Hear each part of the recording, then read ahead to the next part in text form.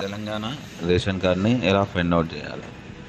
First గూగుల్లోకి వెళ్ళి ఓబీఎంఎస్ సైట్లో open చేయాలి. తెలంగాణ ఓబీఎంఎస్ తెలంగాణ. దానిలో ఫస్ట్ ఆప్షన్ రిజిస్ట్రేషన్ బెనిఫిషియరీ, అది ఓపెన్ చేసుకోవాలి. ఓపెన్ చేసుకున్నాక కిందికి స్క్రోల్ చేసుకొని నేమ్ యాజ్ ఫర్ ఆధార్లో ఎలా ఉందో అలా నేమ్ ఎంట్రీ చేసుకోవాలి యాజ్ ఫర్ ఆధార్. దాని తర్వాత ఆధార్ కార్డ్ నెంబర్ ఎంట్రీ చేసుకోవాలి.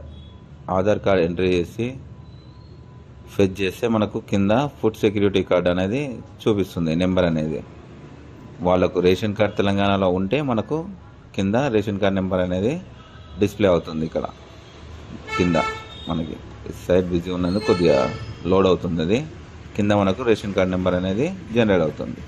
ఇది ఓబీఎంఎంఎస్ సైట్లో తెలంగాణ రేషన్ కార్డును ఎలా చూసుకోవాలనేది.